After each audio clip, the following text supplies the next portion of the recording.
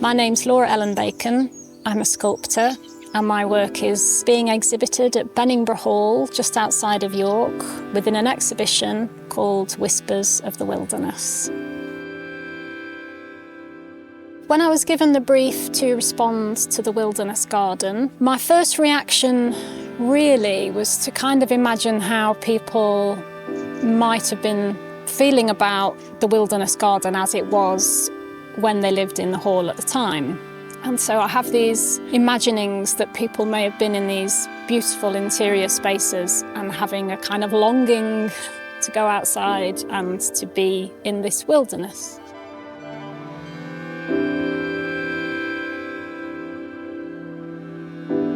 The depth and the magnitude of the links in the natural world between the plants, their roots, fungus, all the different organisms that link together to survive and to thrive. And it's difficult to see where that begins and where that ends. And that's what I feel is so appealing about a wilderness space. I really enjoy the design process in a project such as this. I'm just in an outdoor working space in Derbyshire and I'm in an early stage of the process at the moment. I have to make a framework of willow first and I use the willow in pairs. I'm thinking about the density of the willow but also trying to get a sense of movement in there as well. So some of it is quite methodical and some cases I just have to keep adding the willow and accumulating it, letting those layers sort of curl towards the light or get a bit of a sense of movement.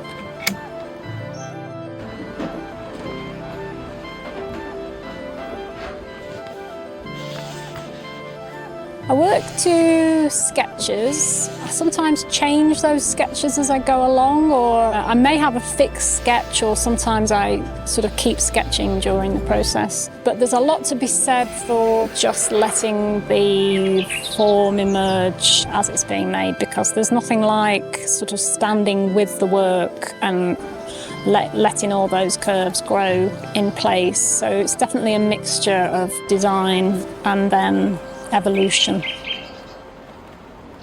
It's quite a slow process of knotting the whole structure together, and it's a process of assembly and making, but also standing and staring a lot and examining the form as it grows and trying to get a sense of the growing form, that it really is expanding naturally in the space.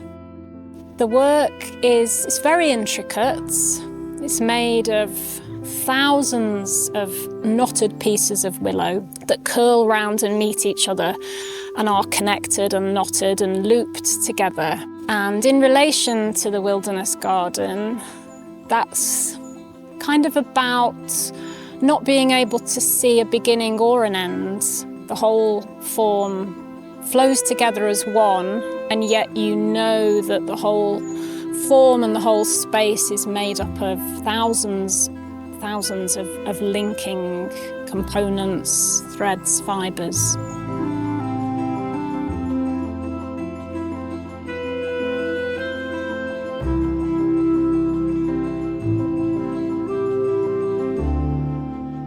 The large piece of work upstairs in the saloon, that's called Thicket.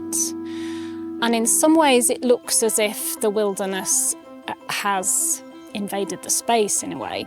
But also for me, I think it's also about people's thoughts in the space and my imaginings, that if they ever had any longings to be in that outdoor space, that it was filling their mind as well as it's filling the space. There's a series of drawings in the exhibition that very abstractly respond to the Wilderness Garden and its surrounding landscape, but all the drawings are quite repetitive little details, the pattern in the bark, even the pattern of the yew leaves which go through the Wilderness Garden, the lines of all the tiny details in the yew. Alongside the collection of drawings, there is a couple of smaller woven pieces upstairs, and there is a piece as well that you can gently handle so that you can have a sense of the density and the texture of the willow. There are two pieces of work in the Great Hall called the Whispers, and they are very soft, very organic looking forms that feel as if they're sort of lilting on a breeze. In my mind, they are forms which are turning themselves towards the wilderness garden, almost sort of listening into the thoughts and the imaginings of people long ago that I imagine were craving to be in the wilderness garden. The atmosphere in the hall is so beautiful. The views through the rooms, particularly when you're upstairs, and the view down into the Great Hall, it's so beautiful, and the light sort of pours in somehow. There's a moment when I know that the sculpture is completely finished. But I think the sort of first moment of realising that it is a form and an object completely in its own right, and it's living its time now in its new space, is when people encounter the work then for the first time. Moving figures around the work, I think that's when it really then comes to life.